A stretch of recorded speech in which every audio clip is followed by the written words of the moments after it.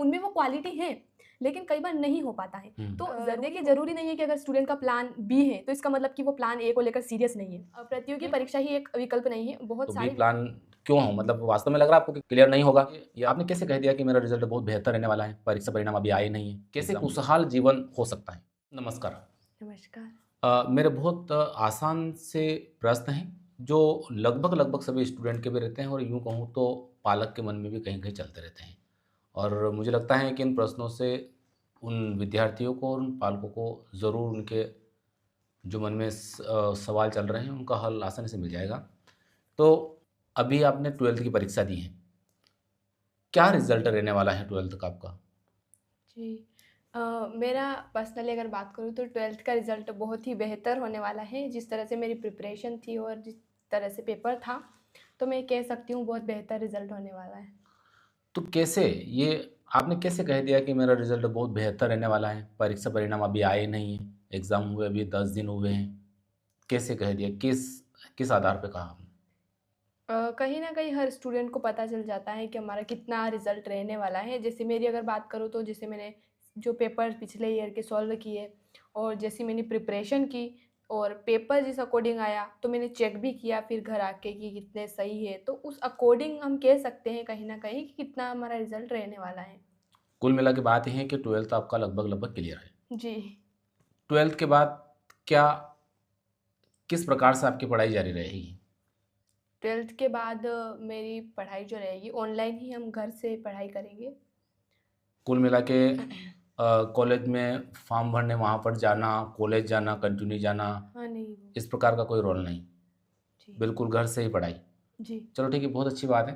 हाँ, ऑनलाइन का ज़माना है, बहुत अच्छी कोचिंग क्लासेस ऑनलाइन पे अवेलेबल हैं। तो अभी गर्मी के दिनों में आपका क्या प्लान है? अभी गर्मी की जो छुट्टियाँ हैं समर वेकेशन जैसे 2 महीने की छुट्टियाँ हैं तो 2 महीने का मेरा प्लान है कि मैं जो एनसीईआरटी है 6 टू 8 तक की वो कवर करूँ क्योंकि फ्यूचर में जब भी हम किसी कॉम्पिटिशन एग्ज़ाम की प्रिपरेशन करेंगे तो कहीं न कहीं बेसिक्स हमारे क्लियर होने चाहिए। तो इसीलिए मैं ये 2 महीने का प्लान है कि 6 टू 8 तक की एनसीईआरटी में क्लियर करूँ। सारे स्टूडेंट के मन में क्या चल रहा होता है अभी इस समय? जैसे 12th का एग्ज़ाम दिया, तो उनके दिमाग में किस प्रकार के प्रश्न आते हैं कि अब मैं क्या करूँ, क्या नहीं करूँ? जैसे ही 12th के एग्ज़ाम्स ख़त्म होते हैं, तो स्टूडेंट की लाइफ़ में एक नया फ़ेज़ आता है। पूरा ही ये 12th की जो एग्ज़ाम होती है, एक टर्निंग पॉइंट होता है लाइफ़ में। तो बहुत सारे प्रश्न आते हैं स्टूडेंट्स के मन में, करियर को लेकर, अपनी पढ़ाई को लेकर ऑब्वियसली। तो स्टूडेंट्स को मतलब कि कोई भी कॉम्पिटिशन एग्ज़ाम की तैयारी वो कर रहे हैं, तो बेसिक्स क्लियर करने के लिए एनसीईआरटी सबसे बेस्ट है। तो आप समर वेकेशन में कहीं न कहीं उस पढ़ाई से जुड़े रहेंगे, तो आपको फिर बाद में दिक्कत नहीं आएँगी कि जब भी हम स्टैंडर्ड बुक्स पढ़ते हैं, तो कहीं हमें कुछ टॉपिक समझ नहीं आता है, तो बेसिक से पूरा आपको अगर क्लियर होगा, तो आप आसानी से आगे कोई भी कॉम्पिटिशन एग्ज़ाम में आराम से क्लियर कर सकते हैं। तो समर वेकेशन को हमें वेस्ट नहीं करना है स्टूडेंट्स को और उसको यूटिलाइज़ करना है। कुल मिला के बात ये है कि जो गर्मी का जो अवकाश रहता है, जी। लगभग 2-3 महीने का जो गैपिंग रहता है, स्टूडेंट को अपने आप को, अपने स्किल को, अपनी पढ़ाई के स्किल को डेवलपमेंट करना चाहिए। जी, बिल्कुल। जिससे कि वो कॉलेज की पढ़ाई भी करेगा और साथ में अगर कोई कॉम्पिटिशन की परीक्षा भी देना चाहेगा, तो मतलब वो उसके लिए भी अपने आप को प्रिपेयर कर सकता है कि मुझे किस फील्ड में अब जाना है, जो उसका जी। प्लान है। तो अब आप बताइए कि जैसे मैंने भी प्रतियोगी परीक्षा दी है, तो क्या आपके सामने भी अब यही दौर आने वाला है? जी, अब प्रतियोगी परीक्षा का दौर तो हर विद्यार्थी के जीवन में आता ही है और मेरे सामने भी यही दौर आने वाला है। लेकिन प्रतियोगी परीक्षा ही एक विकल्प नहीं है, बहुत सारे विकल्प हैं करियर बनाने के लिए जैसे कि आप बिज़नेस कर सकते हैं, एग्रीकल्चर में जैसे कि बहुत टेक्नोलॉजी है, फार्मिंग के बहुत टेक्निक्स है तो उसमें भी आप कर सकते हैं बेहतर। उसके अलावा अगर आपकी कोई स्किल है, आपकी कोई क्वालिटी है तो आप कंटेंट क्रिएट कर सकते हैं हुँ। जिससे आप अपनी क्वालिटी को शेप कर सकते हैं। तो प्रतियोगी परीक्षा के साथ उससे आपका नॉलेज बिल्ड होता है, एक्सपीरियंस होता है, लेकिन साथ ही बहुत सारे ऑप्शंस भी होते हैं करियर कुल के। मिला के आपको मतलब करियर बनाने के लिए प्रतियोगी परीक्षा भी देना है, और या प्रतियोगी परीक्षा ना देना चाहे तो और भी जो विकल्प हैं उसके जी, स्किल्स के हिसाब से वो उसको चूज़ कर उससे सकते हैं। जुड़कर हमने अपना करियर बना सकता है। तो आपका क्या प्लान है? जी, मेरा अगर मतलब वो करियर प्रतियोगी परीक्षा से ही जी, करियर बनाने का प्लान है या फिर कोई अपने स्किल से मतलब? मेरा फाइनल गोल तो यूपीएससी सिविल सर्विस एग्ज़ामिनेशन है। वही जैसे कि हम अभी प्रिपरेशन स्टार्ट कर दी है फर्स्ट ईयर ऑफ ग्रेजुएशन से ही, तो फाइनल एम तो है यूपीएससी सिविल सर्विस तो कुल मिला के एग्जामिनेशन। आपने 12th के बाद प्रतियोगी परीक्षा के लिए तैयारी शुरू किया है अभी, जैसा आपने कहा है कि शुरू कर दिया हमने अभी एग्ज़ाम यूपीएससी के लिए प्रिपरेशन। कंपटीशन एग्ज़ाम के लिए तो कहीं न कहीं स्टूडेंट 8th से ही हमने सोचना शुरू कर दिया था मैंने। हुँ, लेकिन उस टाइम पे हमें स्कूल की लाइफ में इतना बिज़ी होते हैं हुँ, पढ़ाई को हुँ, लेकर, तो उतना ध्यान नहीं दे पाते। लेकिन जब जैसे 12th के एग्ज़ाम होते हैं, जैसे समर वेकेशन है, तो इसमें मैं ज़्यादातर उसी के बारे में सोचूँगी, उसके बारे में रिसर्च करूँगी और कि क्या स्टडी मटेरियल कैसे हमें प्लान करना चाहिए, तो वही मैं प्लान अप करूँगी समर वेकेशन में। कुल मिला के बात ये है कि करियर को लेकर 12th के बाद ही कुल मिला के वो अपना दिशा निर्देश जी, या यूँ कहें बिल्कुल। कि अपन की दिशा तय करना शुरू कर दिया था। तो अब जैसे कि आपने कहा है कि यूपीएससी क्लियर करना मेरा प्लान है। अगर यूपीएससी क्लियर नहीं हुआ तो फिर कैसे अपने प्लान को चेंज करेंगे या फिर कैसे बने रहेंगे? पहले तो 100% यही प्रयास रहेगा कि सिविल सर्विसेज में सिलेक्शन हो जाए, लेकिन अगर नहीं हो पाता है बाय चांस तो फिर प्लान बी भी है, जैसे कि स्टेट पब्लिक सर्विस कमीशन में हुँ। मेरा अप्लाई करूँगी, उसमें 100% दूँगी अपना, ये मेरा प्लान बी है। तो कुल मिला के आपको ये लगता है कि यूपीएससी एक बहुत बड़ा एग्ज़ाम है, इंडिया लेवल का एग्ज़ाम है और हो सकता है कि नहीं भी क्लियर होवे। आपको ये लगता है मतलब कहीं न कहीं अब बी प्लान को लेकर आप चल रहे हैं, तो बी प्लान क्यों हो? मतलब वास्तव में लग रहा है आपको कि क्लियर नहीं होगा या कि सपोर्ट के लिए बी प्लान है?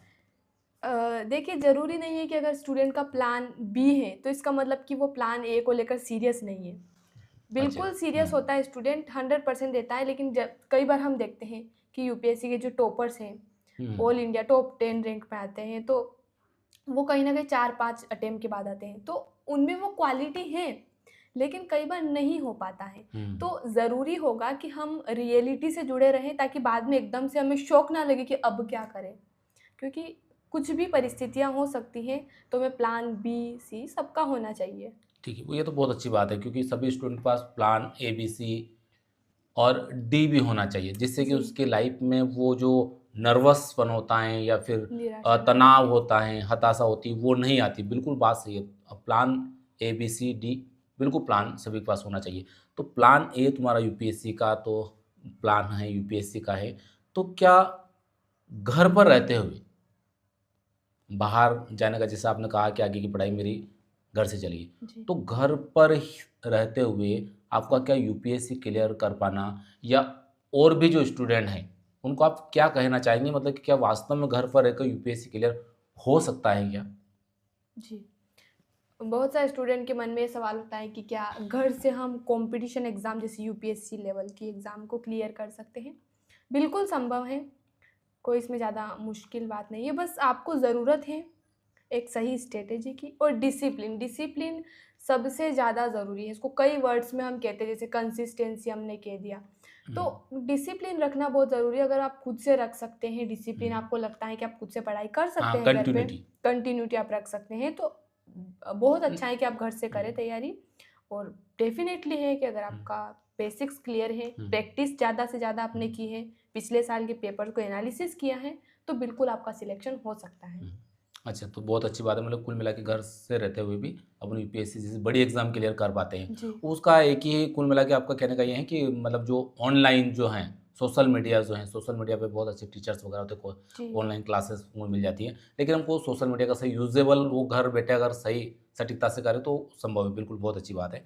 तो अब आपका कुल मिला के भविष्य ये तय है कि आपका करियर यानी कि नौकरी के ऊपर रहने वाला है। यानी कि आपका भविष्य में नौकरी आप करोगे। जी। भविष्य के बारे में हम कभी भी ऐसा फ़िक्स नहीं कह सकते कि हमारा भविष्य यही होने वाला है, क्योंकि मेरा जो पर्पस है किसी भी एग्ज़ाम की प्रिपरेशन करने का, तो मेन पर्पस मेरा है कि एजुकेशन की फ़ील्ड में वर्क करना। तो जैसा कि मैं जो प्रिपरेशन कर रही हूँ सिविल सर्विसेज़ की, तो साथ ही मैं यूट्यूब पर उससे रिलेटेड वीडियोज़ भी बनाती हूँ, कोई भी टॉपिक हो गया। तो अगर उससे पहले ही सिविल सर्विसेज़ जॉइन करने से पहले ही अगर मुझे लगता है कि स्टूडेंट को मेरे नोट्स से, मेरी टीचिंग एक्सपीरियंस से हेल्प मिल रही है कहीं न कहीं, हुँ, किसी का बेनिफिट हो रहा है, तो डेफ़िनेटली वो मेरे लिए सफलता हो ही जाएगी। तो हुँ। फिर मैं अपना वहीं पर कंटिन्यू कुल रखूँगी मिला के आपका एफर्ट्स। कहना ये है कि जिस प्रकार से जो विकास दिव्यकीर्ति जी सर हैं जी, या अलक पांडे जी जो फिजिक्स वाले जो सर हैं, कुल मिला के आपका ये है कि अगर बड़ी एग्ज़ाम क्लियर नहीं हो पाती है, तो कुल मिला के अपन एजुकेशन फील्ड में भी अपना करियर उससे पहले मतलब तय ये नहीं है कि अपन यूपीएससी मतलब नौकरी ही जॉइन हाँ, वो करना है। तो 5 कुल साल मिला बाद का हाँ, अच्छा वो 5 साल जैसे कि अभी 2026 चल रहा है, 2031 तक 31 में मैं आपका एग्ज़ाम जो दूँगी। एज 21 साल का हो जाएगा, है ना? 21 साल की एज में आपको एक एग्ज़ाम देना है ना? तो उससे पहले भी मतलब 5 साल के सफ़र में जो सफ़र जी, हैं, उसमें आप उससे पहले भी अपना सफल करियर बना सकते हैं, बिल्कुल, बिना अ, सिविल नौकरी सर्विसेज़ मतलब जॉइन जॉब की है। जॉब जॉइन किए। हाँ, चलो बहुत अच्छी बात है। तो कुल मिला के बात ये है कि अपन को अभी से ही छोटे-छोटे काम को मज़बूती लेकर चलना पड़ेगा, तो उसमें वो भी अपना करियर हो सकता है।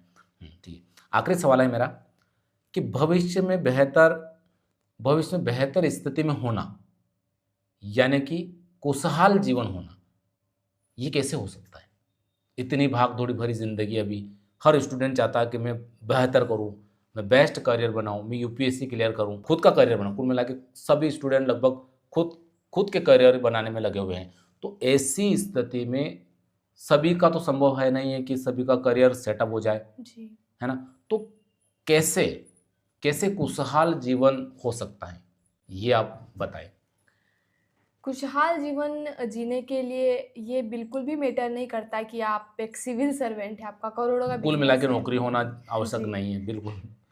केवल हाँ। यही ज़रूरी है कि आपका एक पॉज़िटिव थिंकिंग हो, हुँ। एक बैलेंस्ड लाइफ़ हो और सही मैनेजमेंट का होना ज़रूरी है। हुँ, हुँ। आज भी हम देखते हैं कई सारी उदाहरण हमारे पास है, जैसे कि किसी फ़िल्म इंडस्ट्री में, बिज़नेस में, हुँ। क्रिकेट में, तो कई सारे ऐसे व्यक्ति जो कि बहुत फ़ेमस हुए और बहुत उन्होंने अर्न भी किया। हुँ, हुँ। लेकिन फिर कहीं न कहीं वो एक समय आया जब वो डाउनफ़ॉल आ गए, बर्बादी की कगार पे आ गए। तो ज़रूरी नहीं है कि अगर आपके पास बहुत पैसा है, बहुत बिज़नेस है या कोई बहुत बड़ी जॉब है, तो आप खुशहाल ज़िंदगी जी पाएँगे।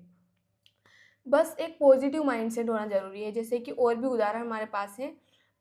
अमेरिका के एक एक्टिविस्ट हैं, सैम बर्न्स, जिनको कि एक बीमारी थी बचपन से ही, प्रोगेरिया, हुँ, हुँ, जिसमें बिल्कुल, वो जो अमिताभ बच्चन वाली मूवी है हाँ जिसमें जी। उसको उसके ऊपर बेस्ड है उस बीमारी वो पर। प्रोगेरिया हाँ, बीमारी के हुँ, ऊपर ही है। तो उसमें एज हमारी बहुत फ़ास्ट ग्रो होती है। उनकी डेथ जो होती है 18 साल टीन एज में उनकी डेथ हो जाती हुँ। है, लेकिन वो दुनिया के सामने इतना बड़ा उदाहरण पेश करते हैं कि जो लिमिटेशंस होती हैं, या सीमाएँ। जो जीवन है, जो हाँ, अपने पास जीवन आज जो है, उसको भी जीना उसको जीना चाहिए। कैसे जी सकते हैं अपन? जो हुँ, सीमाएँ हैं वो हुँ, शरीर में हो सकती है, लेकिन दिमाग में सीमाएँ नहीं हुँ, होती हैं। तो अगर आप खुश रहना चाहते हैं, तो अगर आपके पास कुछ चीज़ें नहीं हैं, तो उसके बावजूद भी आप खुश रह सकते हैं। और भी उदाहरण जैसे कि सीन स्टेफनसन हैं, वो भी एक थेरापिस्ट हैं, सेल्फ हेल्प कोच हैं। उनको भी एक डिज़ीज़ थी, बोन डिज़ीज़, जिसमें कि हुँ, हमारी जो हड्डियाँ होती हैं बहुत कमज़ोर हो जाती है, तो उसकी वजह से उनकी हाइट भी 3 फीट की हुँ। थी। और वो 40 साल जिए फिर भी, और बहुत अच्छा उदाहरण उन्होंने सबके सामने रखा कि लिमिटेशंस होने के बावजूद भी हमें खुशहाल जीवन जी सकते हैं। तो खुशहाल जीवन के लिए मैं तो यही कहूँगी कि एक पॉजिटिव माइंडसेट, बैलेंस और मैनेजमेंट सही हुँ। ज़रूरी है। बात बिल्कुल सही। मैनेजमेंट बहुत ज़रूरी है, अपना मैनेज करना। जी, मैंने भी देखा है कि बहुत सारे ऐसे व्यक्ति हैं जिनकी बहुत बड़ी-बड़ी जॉब हैं। या तो वो जॉब से परेशान हो जाते हैं, मैनेज नहीं कर पाते हैं और या नौकरी छोड़ देते हैं या जी, नौकरी में रहते हुए भी उनका आर्थिक मैनेजमेंट नहीं हो पाता है, तो वो भी तनाव में रहते हैं और अपना जो बड़ी जॉब होने के बावजूद भी खुशहाल जीवन नहीं जी पाते हैं। तो बहुत अच्छा लगा आपसे बात करके और धन्यवाद। धन्यवाद।